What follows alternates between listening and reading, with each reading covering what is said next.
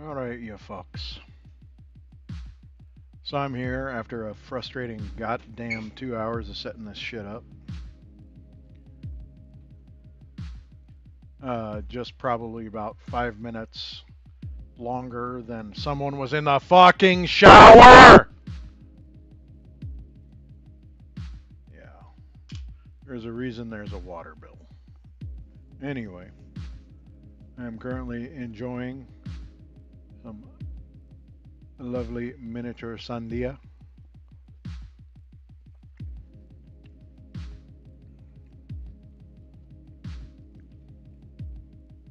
Trying to get sketching going on here. But I tell you, doing this shit, I don't have to wonder why influencers and streamers treat this as a full time job because it basically fucking is a part time job just to come on once a month. Goddamn computer always with updates. Goddamn equipment always deciding it doesn't work with your system, and so you got to do all the fixes and shit. Meanwhile, all I want to do is go live, make drawings like fucking Simon, and goddamn, damn near impossible. And I just saw a picture of Fetterman. And they're like, oh, he flipped on the filibuster. Yeah, he's a fucking Gargamel ass motherfucker, man. What are you gonna do? He's trying to eat Smurfs in his world. And they're not gonna allow that shit. They're not gonna allow that shit in Pennsylvania. They consider a Smurf to be sacred. It's blue. It is just. Anyhow, I am currently working on a subject. Oh, God. Ugh. So, I have been detailing the odyssey of my recent surgery for weight loss, lifestyle change, all that good shit. The bariatric sleeve. Um, I like all the positives. Oh my gosh. But it makes you pay a pretty good sized price. Um, a lot of stuff I try to consume makes me physically ill. Um, and I can't do a lot. I ate some tuna like a couple of weeks ago. I haven't had any since because really trying to consume protein at all makes you kind of miserable. And that is, I guess, part of the winning strategy. I don't want to call it a winning strategy because, god damn, playa. That shit will friggin' make a day kind of disappointing to you. Like, oh, hey, do you know what I would like to do? I would like to consume something so I stop feeling like I'm gonna pass out from like lack of hydration or lack of, I don't know, basic, like the very bottom of the basement calories. And I mean, ooh, I did find one thing that I can eat, just straight up saltines. Saltines have been good. I got the idea today because I may have spirited some, liberated a couple of packs from work, and I'm not talking like friggin' full box sleeves or anything. I'm talking like the little, um, not even premium from Nabisco or something. It was the goddamn Zesta ones you get at the restaurants, and yeah, I frequently at work, because the processes aren't together yet. It's a new place. Um, and not the best communication right now, so we keep getting stuck in situations where lunches do not happen when they should. And we're getting short staffed intentionally, almost, I would say. Um, and that's kind of a an absolute thing that happens with nonprofits is they will do this sink or swim shit when people are not fully trained. I don't like that. I think that kind of thing needs to stop. But long and short, um, I'll go way past the period when I'm supposed to have eaten something or drank, and I'll start getting sick to the stomach. It'll matter of fact, when I get really hungry, I start like retching. I used to do that when I would go like all day without eating. Now it can happen every couple of hours, which is really annoying because if I want to drink anything in abundance, it's not happening. I can get maybe 2 or 3 tablespoons in at a time, and that sucks, especially when you're on the go. So, um, I know that this is probably, as a lot of people have told me, going to be for a few more months, and then like I'm going to get my appetite back. Um, I don't much care about an appetite. Um, what I care about is when I'm hungry, being able to eat something, not in great abundance, but just eat it and not feel physically ill. And the only thing I've found that I can do that with right now is crackers. Matter of fact, I took a picture of the crackers that I had sitting on my driver's side seat today. And ooh, I forgot to share them on. God dang it, what's wrong with me, man? But yeah, I have to get in the habit on these friggin' socials of getting this shit done. But long and short, I wanted to make a joke about I feel safer, when I've got crackers riding shotgun. That's a joke about deportation and shit because I'm active this summer. I've got some skin color back. I like going outside, like swimming, like mostly due to the weight loss, allowing me to have um, legs that do not look waterlogged anymore. Like the cankles are gone. One of these days I'll show off the cankles. It's probably going to be on OnlyFans, but the shit's good that way. Yes, indeed. And I've got, what the heck is this? I got spam folk on here.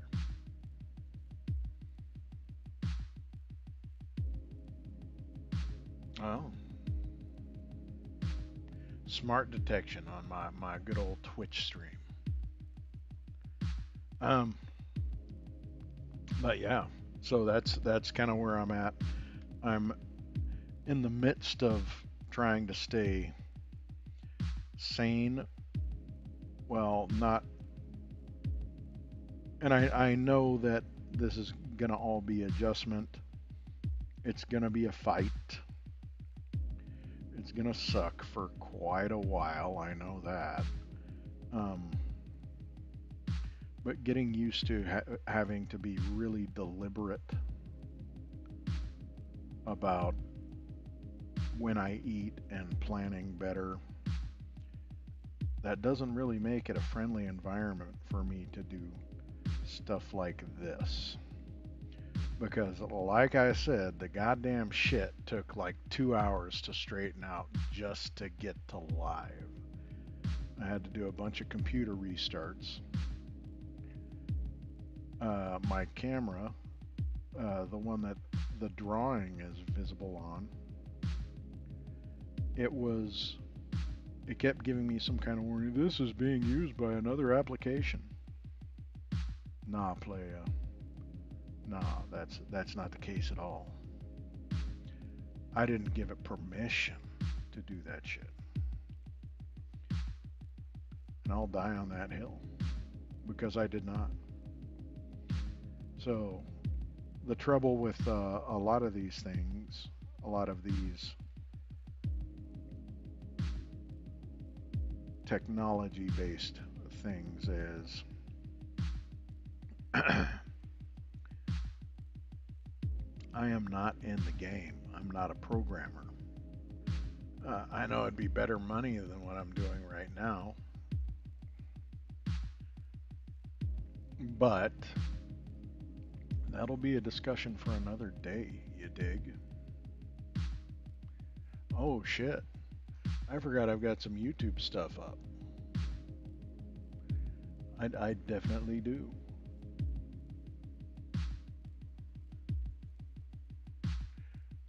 So, on that discussion, on that very discussion,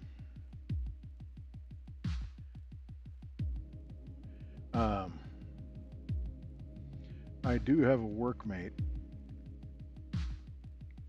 that I found out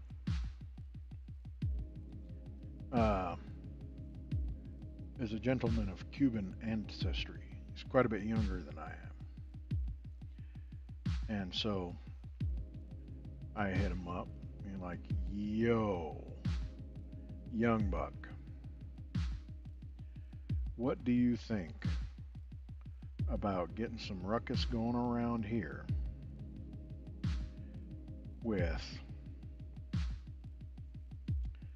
a primary focus on Café Cubano? Why the hell not? Dude gets this big old smile. He's like, oh man.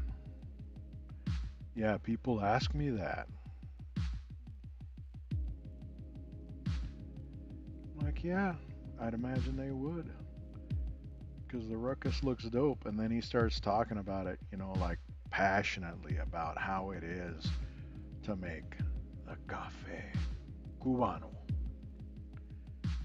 And while he's talking about it, it's sounding dreamier and dreamier to get this shit going, because the coffee is made a certain way. A lot of people call it Cuban espresso.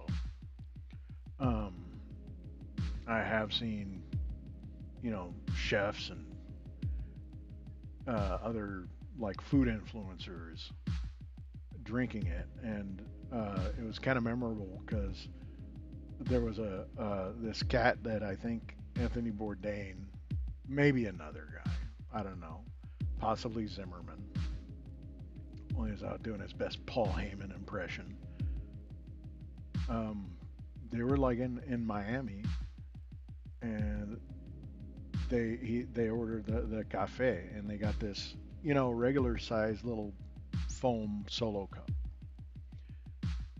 but it was like for sharing. Like there was enough in that cup for, you know, like several, and they were pouring, you know, into kind of these little thimblefuls, and dudes were doing shots of that cafe. So it is, I'm wagering it's pretty intense, flavor wise, because it's probably going to be super sweet.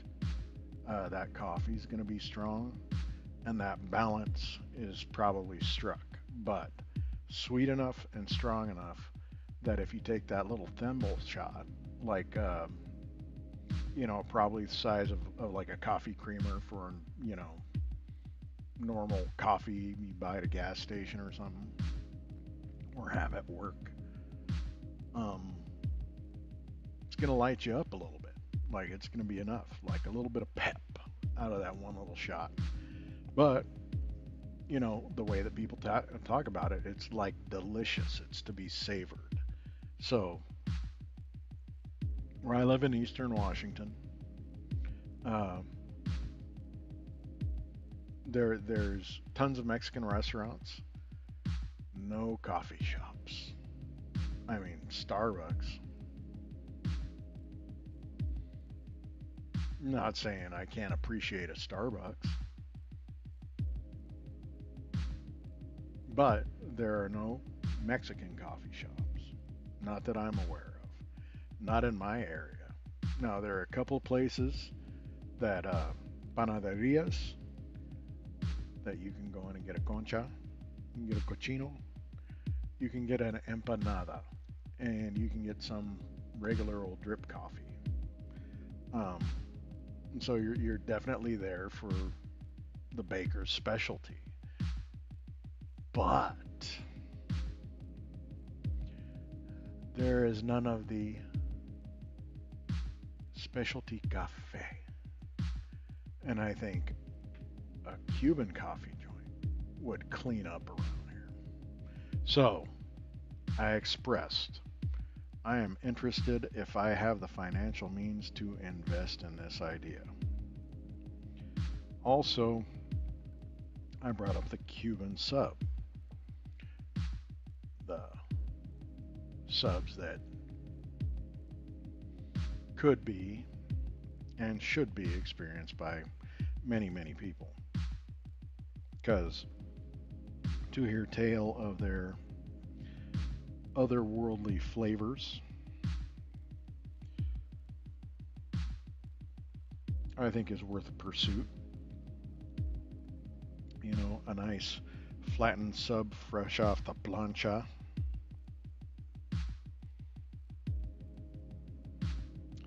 Yeah, definitely worth a pursuit.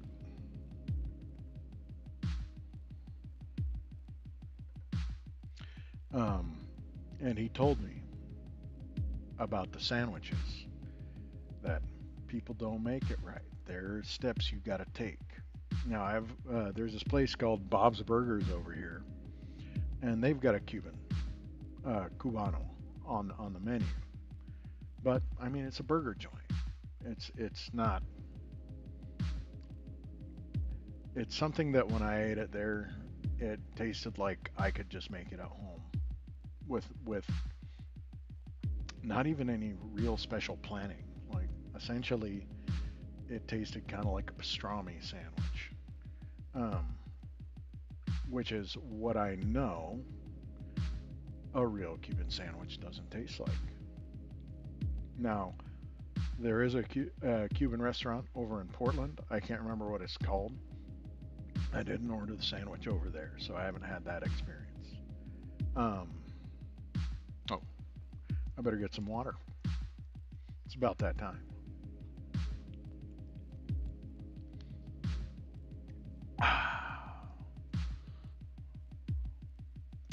Refreshing.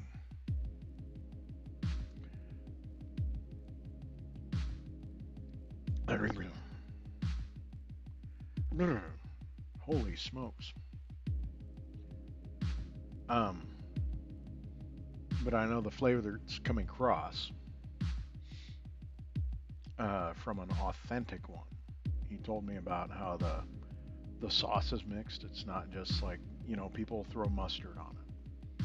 It's not that. It contains mustard, but it's different. You dig? So yeah, I think it would be a very good thing,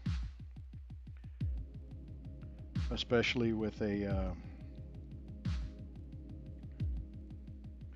increasing presence in the West.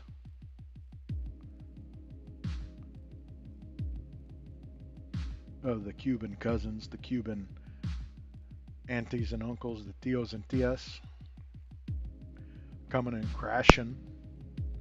They're going to crash the quinceañeras. And we're going to party.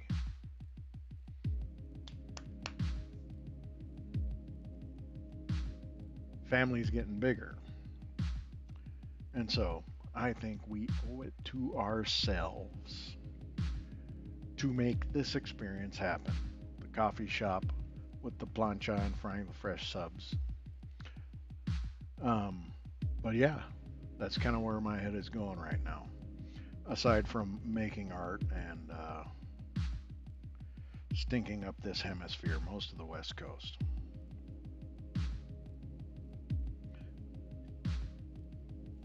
So that's the good thing. The good thing about right now.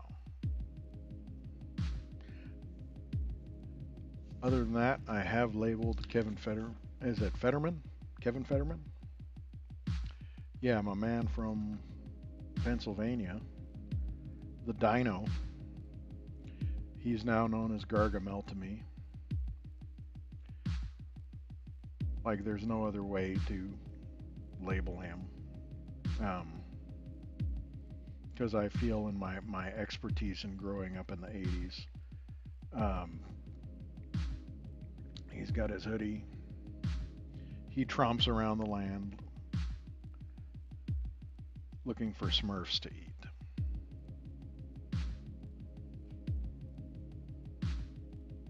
And I'll say it to his face. I don't care.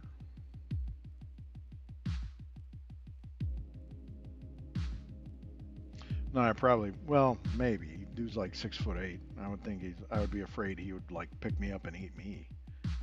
I'm not a small guy.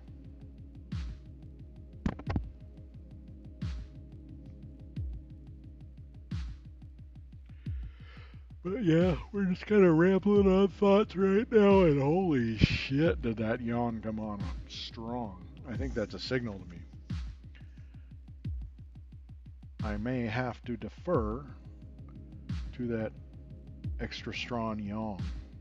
Yawn. I said yawn, I think.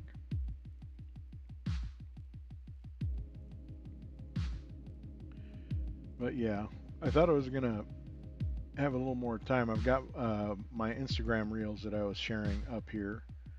I think I'll take a brief second and address some of those real quick. And then maybe we'll get into some. Well, I got to find my pens. I did spend quite a significant amount of time last week getting my studio together. It was a freaking mess, let me tell you that much. This was a god-awful mess. It was disorganized. I've been disorganized pretty much the entire time that I've been doing artwork on the streaming. And now I've got to kind of got a setup that I think is more favorable. It's much easier to move around.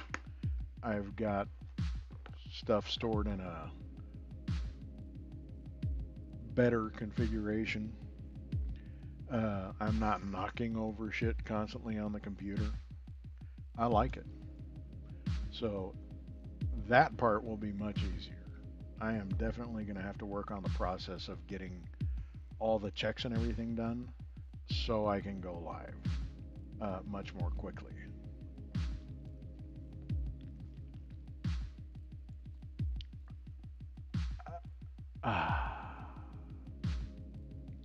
This may involve setting up a second PC that's just ready to go on monitoring my feed.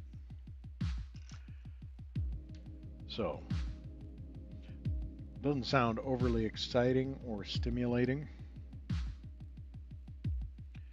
but that's the world. And speaking of the world, just sharing stuff I've been sharing on my social media. The basic doom and gloom, the horrible situations that have been happening, just kind of the shredding of voting rights. What else? Shredding the Constitution, out and out racism, and, generally an assault on the people. While, positive stuff happening. In New York, we're definitely being shown something different that I think that a lot of people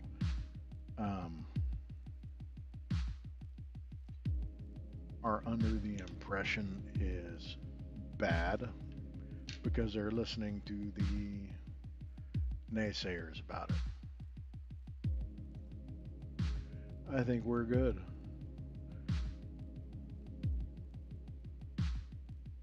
The folks that wouldn't know a good time if it walked up and just said, hey, you and me, close off.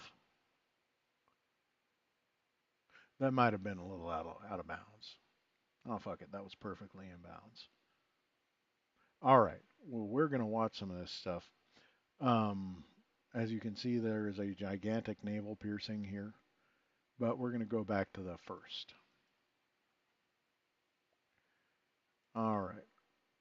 Took over an American family's home in the occupied West Bank, used it as a military position for 3 days, kicked their feet up on the couches, moved furniture around, blasted the AC, and then moved on to another American-owned home right across the street when the power went out at the first house. This all happened within the last 72 hours, and the families who I spoke with said they still have not gotten a clear explanation as to why any of this was allowed to happen. I FaceTimed with Julie, the owner of the first home, who said that when the soldiers arrived at their front door, she and her husband were actually in the U.S., so they answered through their Ring camera. Julie said that once her cousin opened the door, the soldiers essentially just moved into the home. Their only explanation was that it was a closed military zone. And you can see in the footage on the cameras that were on inside their home of the soldiers just kind of lounging around the furniture. They were moving chairs up onto the roof to sit up there. But then once the soldiers realized that there were cameras, they unplugged them or turned them off.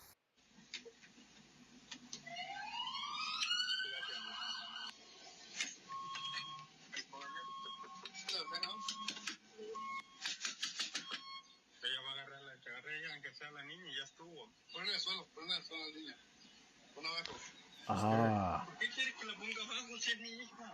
No estoy diciendo para que no quiero que corra para adentro. No estoy jugando contigo. Yo no estoy jugando. Pon la niña abajo. Te tiene miedo, ¿no entendés que te tiene miedo? No, no tienes que darle la mano, no vamos a hacer nada. Why would we trust them? Adiós. Este país no nos quiere. No, yo solo es la niña, a mí no me metan. No sé, yo ya me voy. Yo me voy. No te preocupes, no te preocupes. No te preocupes. No llores, tranquila. Sí,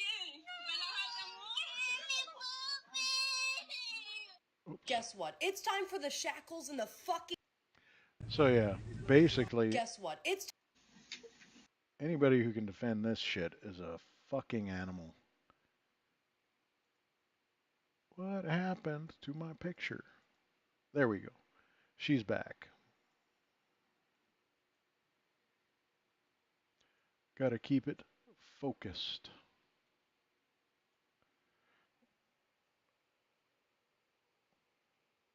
Because I will be completely honest, I'm not going to make the most expensive print when I'm, this is kind of a guideline more of. Because really, ultimately, when you're doing artwork like this, you got to think of it as practice. I mean, if it winds up good on you. But the main point of all of it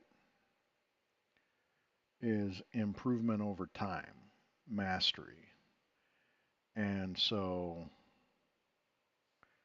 going into it with stuff like this is essentially a glorified, like a sketchbook page.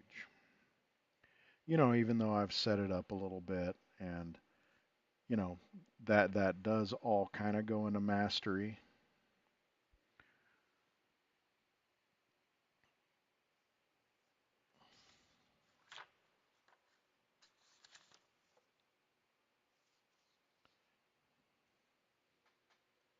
Ooh. Ooh. I'm like getting all excited and shit. Ooh, I just noticed something. Ooh.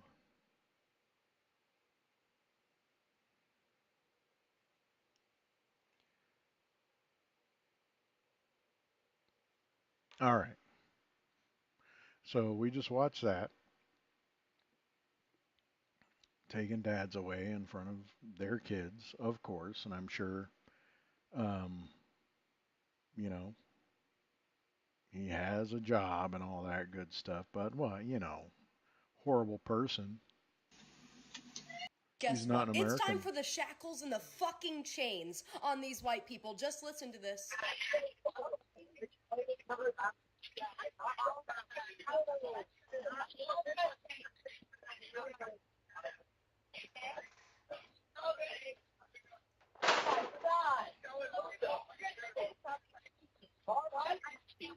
Hey, we're at the west tip of Horn, and our bilge pump stopped working. We're sinking. Can y'all please come? We have a membership.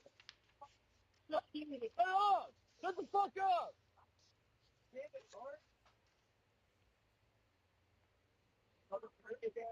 This audio was provided directly from the company Sea-Tow, the people that they called on the phone when their boat was allegedly sinking and they needed a tow. And audio engineer Janetta Brantley was able to pull this background conversation directly from the emergency phone call, where you can very clearly hear Nolan's white friends talking. So they acknowledged he was dead on the recording. They were acknowledging he was dead in the background. And I don't know that full story. But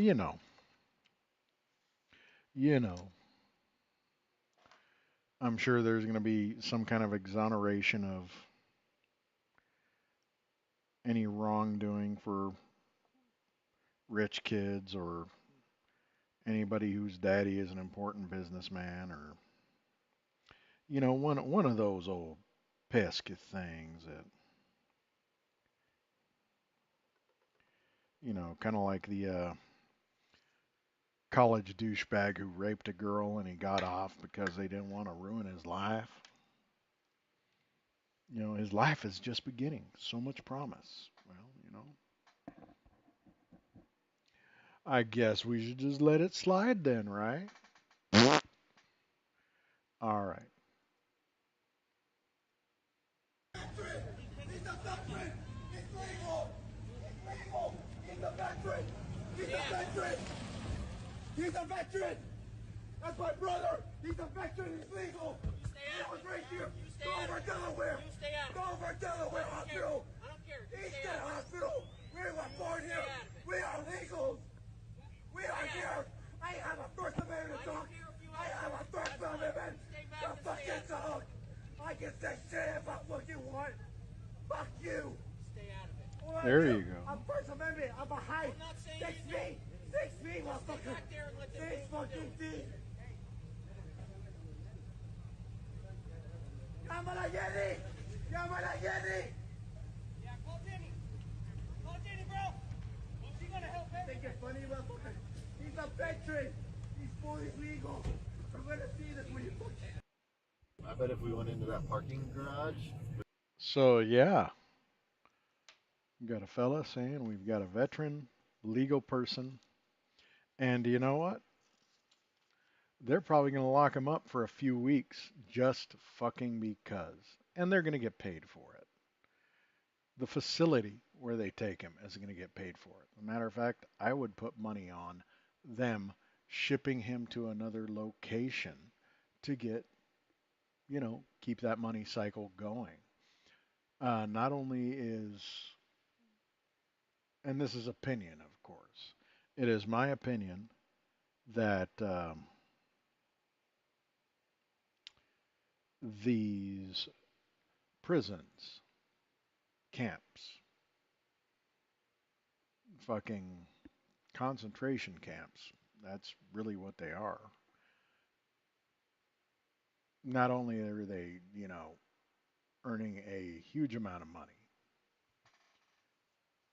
but they're also exploiting, like, this is human trafficking. It's human trafficking across state lines. They are intentionally moving people around to keep money pumping in. And the shell game is real. Don't even get me started on how many kids they have there. Don't even get me started on the pregnant teenage girls that have gotten pregnant while in custody.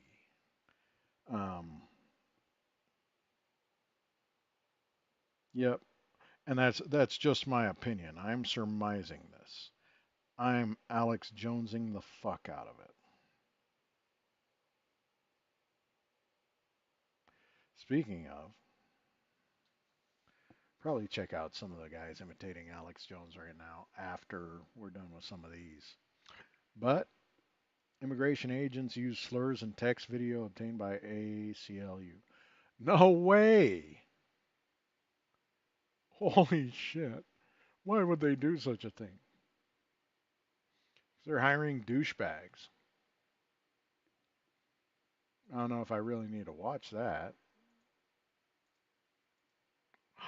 Did I stop it? I killed it. I killed it. They would all been in there because they were still running when we were driving. There was a guy, I'm pretty sure he's wet. He was just sitting in that minivan.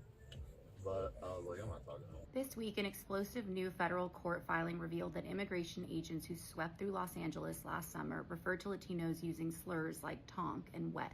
Agents were captured using these words in text chains and on body camera footage, which were turned over to the ACLU, Public Counsel, and other groups and private attorneys amid their lawsuits seeking to bar agents from making stops based on racial profiling. The trove of discovery turned over by the government provides a window into the operations, which have also swept up U.S. citizens and lawful permanent residents. It includes body camera footage of the arrest of U.S. citizen Brian Gavidia, who was pushed up against a fence and questioned about what hospital he was born in. Hey, bro, relax. Over here, brother. I remember. What hospital were you born at? Yeah. Bro, don't get me like that, though. I'm not going to kill him. You a citizen or no? Yes, bro, okay. And I am at the South Louisiana Ice Processing Center in Basile. There is all kinds of unfair discrimination here, not just in the GEO Center, but also in ICE. They bring us from different states supposedly to fight our case, but it's really just to spend money here and lose. Most of the women who are detained here don't know where our children are because they take them away from us and don't give us any information. They bring us here, and there are people who spend more than 15 months here and then get deported. Why does that feel like AI? I don't know. I think I'm gonna have to check that one out. And that's just kind of sad commentary about right now, because this is stuff that we've heard before from, snuck footage out of there where people will be able to kind of get a phone through everything and they can record and send a message or two. But I mean, like I don't really trust the volume and the movement. I don't. So I'm gonna have to check out the source on that. So I'm actually just gonna go ahead and skip past this video. It doesn't say anything great. Like I said, it's pretty much listing things that have already been alleged and verified by several accusers and also people who've come out of ICE custody. There are the rare souls that come out of ICE custody. But yeah, let's skip that. You can penetrate this machine. You can penetrate this little instrument, and you can say about Major Garrett anything you want, and I can paint you as a monster. And if I say it often enough people will believe it. We have seen the deterioration of the support for Israel in the United States. Almost, I would say it correlates almost 100% with the geometric rise of social media. While we were fighting the physical military battle on 7 battlefields, 7-front war, we were completely exposed on the 8th front. The media war, really the social media war. We have to fight back. You heard it for yourself. He called the phone in your hand, the one you watching this video from, the front that he got to win, the 8th front specifically. Hey, what do you call somebody that authorizes blowing up church houses and mosques and tents? ICE is trying to deport a U.S. citizen, Arturo Quiñones. So, what I'm showing you right now is from the 8th front. as declared by a war criminal who is openly saying he wants to win it. Good times.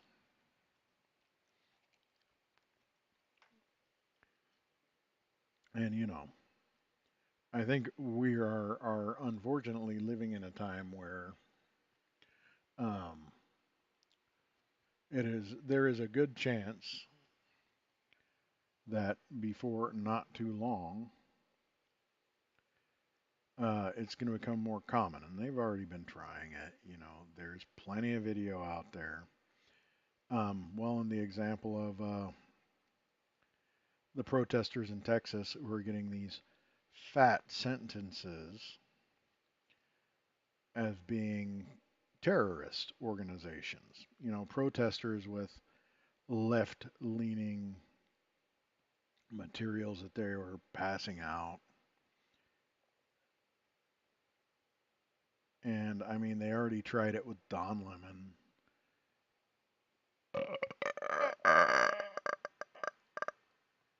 Excuse me. Apologies. What the heck? Do I have people actually watching? It's possible. It is very possible. I don't think so, but you never know.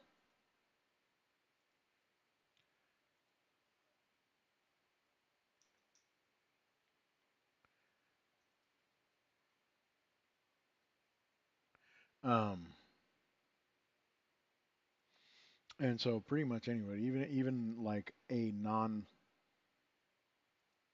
non-influential person like me doing my streaming and just voicing opinions about the stuff happening. Um, you know, there's a chance that I'm going to get a visit.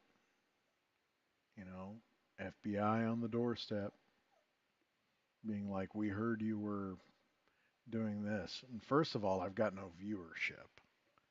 So if you see some shit in the paper about me, in the newspaper, on social media about me, or in the newspaper, hey, get out of here! I got no snacks right now.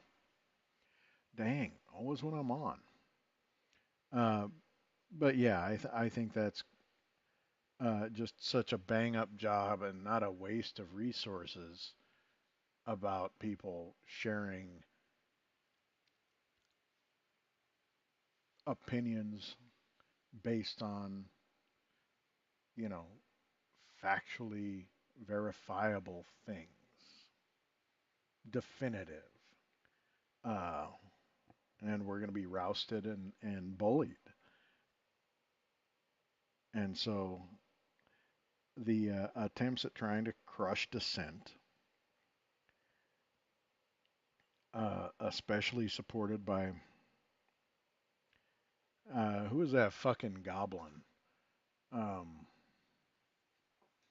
he's Trump's little troll bastard, and I can't remember. His wife goes on talk shows, and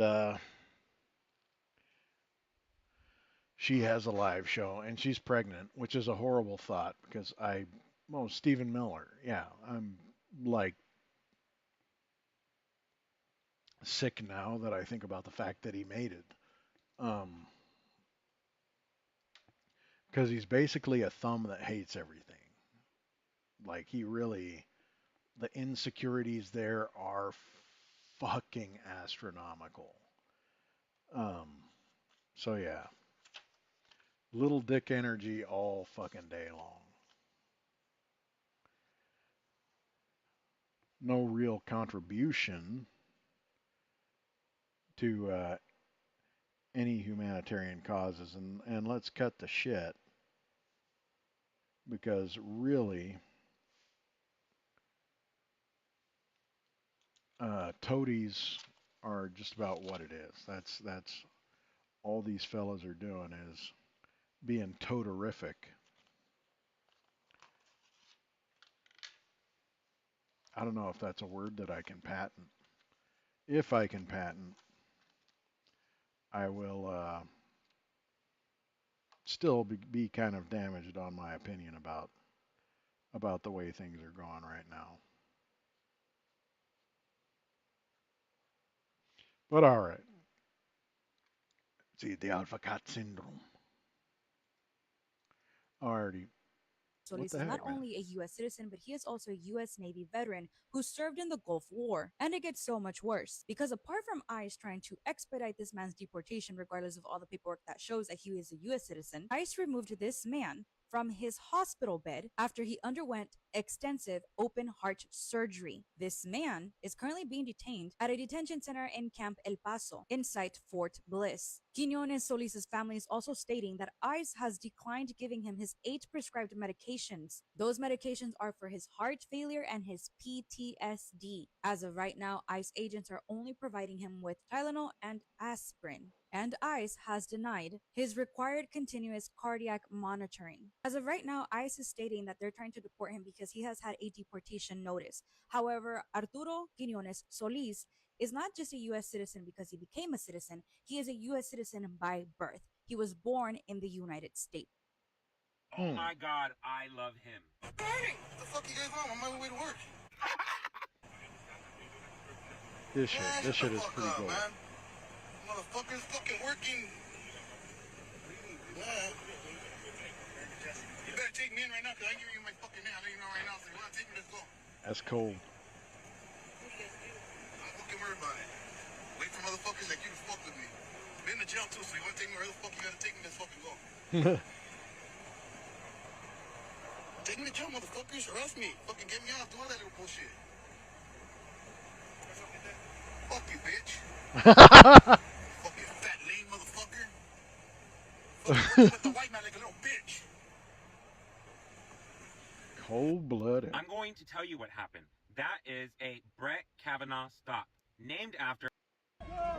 For sure. Uh-oh. Patriot Front getting dealt with.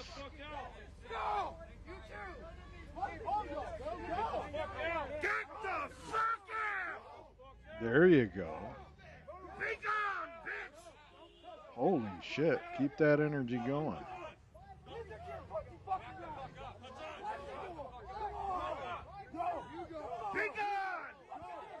Be gone.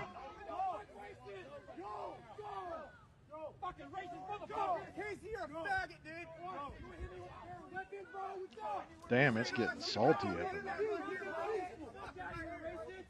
Go! Go! Get the fuck out of here, dude. We're not here.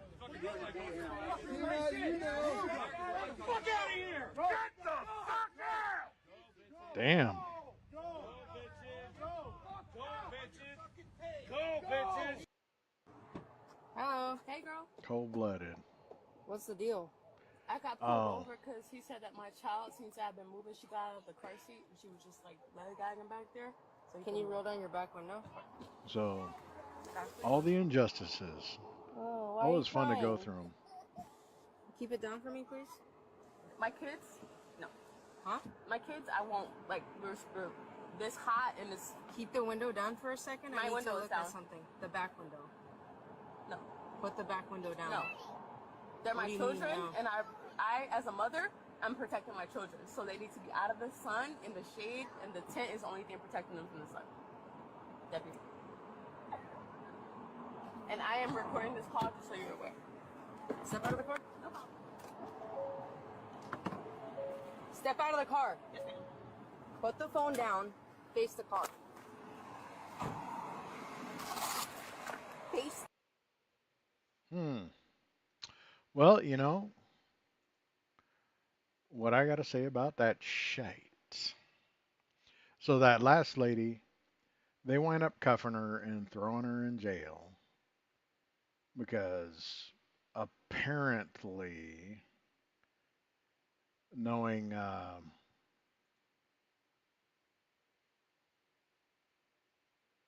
that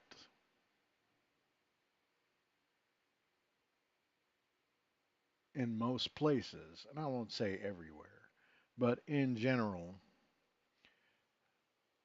and I think we're going to have to start holding shit to account Because in general, most police forces have it on their books, like codified, that they have to say why they're pulling you over. They have to identify themselves. They have to do this and that.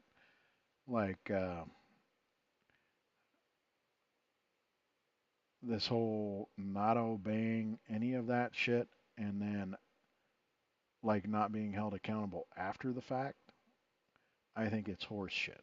And we need to start going after that. Like every opportunity. However, the lady in the clip sued the department and got like $800,000 out of it. And that's a good thing. Unfortunately, it doesn't wind up that way most of the time.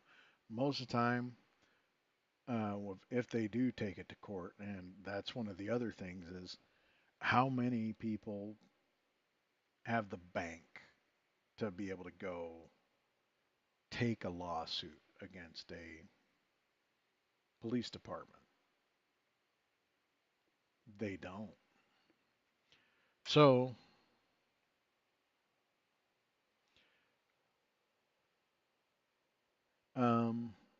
yeah, I'm of the opinion that we need to start forcing our legislators to take this shit on.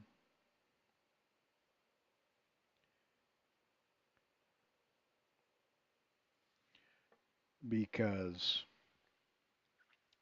lawful order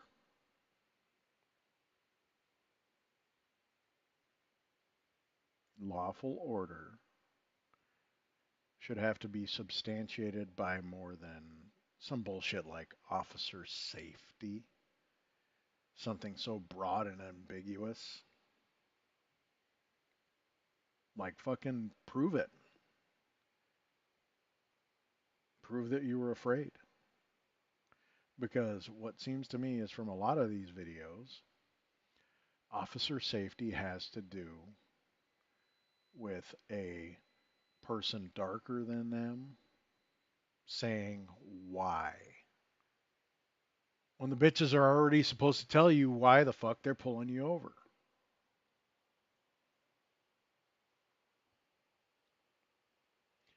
And yes, I called them bitches. Because everybody that does that bullshit is a bitch. That I will prove through fact and through a general consensus, and it'll be codified. Be signed into state law, matter of fact. So, yeah. Anyhow,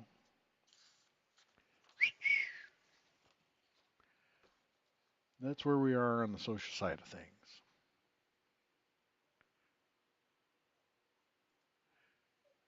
Hey, no.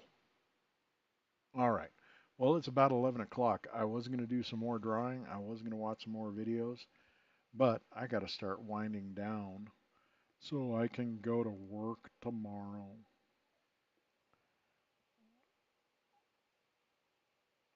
Anybody who would help me not go to work, hit me up about a commission.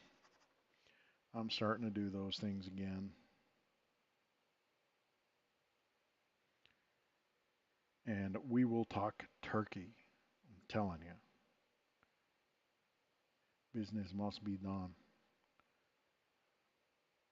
It will be muy bien.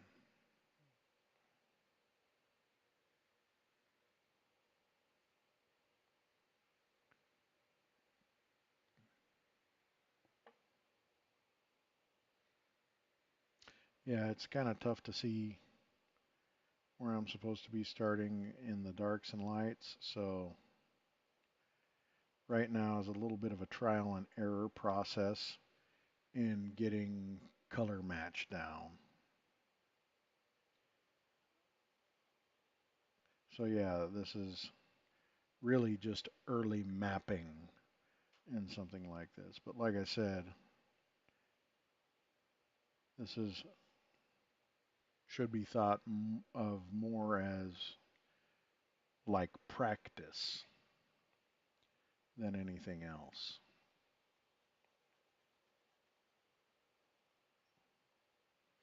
And I will start blending this with some ink melting substances later.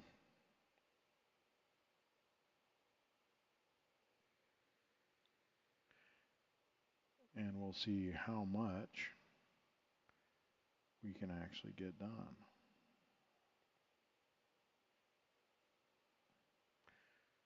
Oh yeah, I think I'm going to have some different outro music tonight, because usually I stick to my beat. But I think I want to cut my outro to about 30 seconds. Just long enough so I don't get that pesky copyright strike. These mofos are trigger happy about that shit though.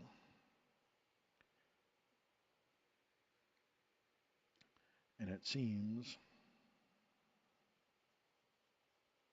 that they want to keep a man down that way. Like, oh, you did something that doesn't belong to you. Aw, whatever. Whatever. Get used to it, punk.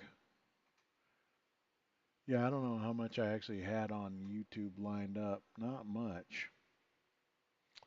We've got Europe is burning. Another earthquake hits Japan. 7.1. That's pretty fearsome. But, you know, then we've got Kalinsky going nuts on people. Epstein bombshell stuns Trump on stage. That's 3 days ago, baby. What I'm down for is her half-pound egg rolls bring in $1.8 million a year. Okay, so that's a food item, baby. I think I'm going to have to be exploitative of my Cuban connection with this whole coffee situation and the sub sandwich situation. But let's go ahead and explore that. Budget actually realistic? Your viewers are getting the first behind the scenes of how my business runs. Nobody's ever seen this before. Not only am I going to show you the secrets to my company, I'm going to also reveal how we outgrew 2 locations in under 2 years. Well, let's get started. Yeah, I had that up way loud. You know, it's easy to notice this because it's all yellow. You must be Daphne. I am. Paul, Nice to meet you, Paul. Nice to meet you. There's so much to unpack here. Before we get into all the details, tell our audience Where's how the egg all roll of this company? began. So it began in 2022, a little bit right after COVID. I had this idea. Had a restaurant before and a food truck. Okay. And I thought of egg rolls. But I had a business before. It was sandwiches, subs, and wraps. So I took my previous recipes and I put those into egg rolls. Interesting. What was the reaction? Give us a few details. They were definitely blown away. And they were like, where could we get these? How could we get you here? And we went to a lot of breweries. We would be here every Friday and Saturday. But there was one issue. I'd already sold my food truck, my old food truck. Yeah. And so I was like, I came up with this idea. I'm just gonna do it in a tent. So I got a tent, a little cheap little tent, and that's honestly how I started. And you've been here for how long? I know you're just brand new to this particular location. Absolutely. We've only been here 2 months. Let me ask you about why egg rolls. It could have been a million other things. So yeah, doing stuff at a bar that doesn't, especially when it's some grub food like that, you're probably going to make some money. Like even a hot dog cart with good hot dogs will make money outside of a bar. Yeah, that is pretty enterprising, and not a lot of people necessarily think of that. But good on this lady for understanding the connection with, you know, people consuming alcohol and then ultimately later having the cravings for some deep fried, salty, good shit. Because that connection is real. It is near to my heart. And I think it is free for anyone to exploit the hunger.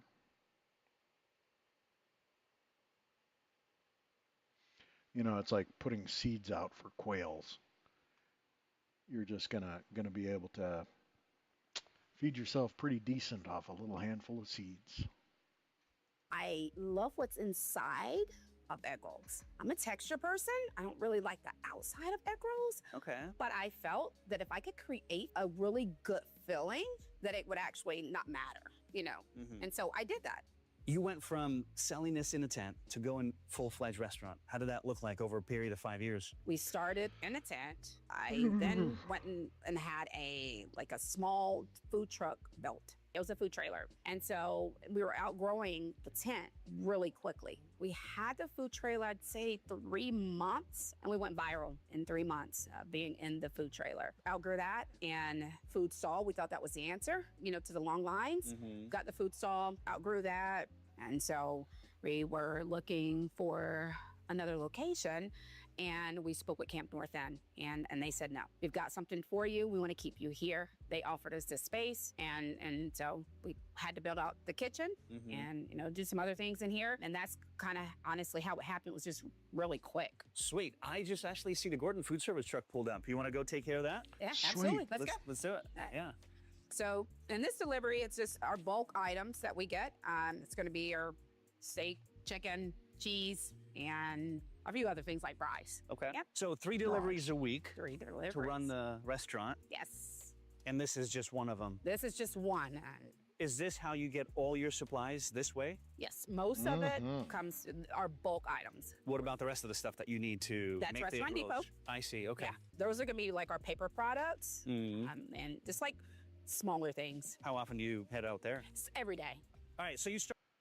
All right. Well, it is now past 11, so I'm sorry I had to cut off the story of her half-pound egg rolls bringing in $1.8 million a year, because I'm sure there are people out there that they've got some banging fucking egg rolls, some goddamn monstrous lumpia and shit.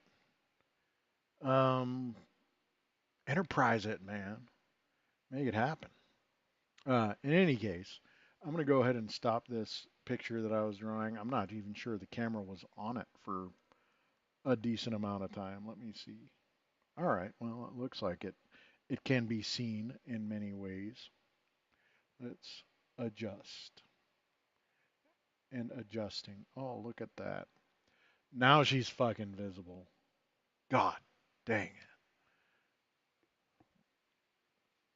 For crying out loud.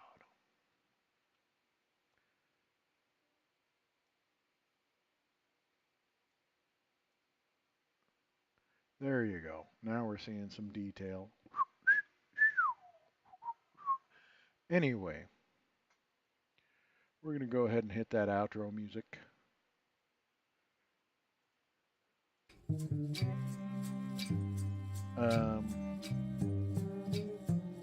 Not sure when I will be on again, because I would like to be able to be more organized about this. Or I could completely say, you know, I'm just going to get on every damn night and make artwork and pour thoughts out and let it happen organically. But what I can say is I do appreciate anybody who gave me a little bit of a watch tonight, got curious about the show, or if somebody returned. Yeah, I fully appreciate it. And I hope that the next time I'm on, I see you. Until then, everybody stay safe. Watch out for your neighbors. And thanks for being on with me. You guys have a good night.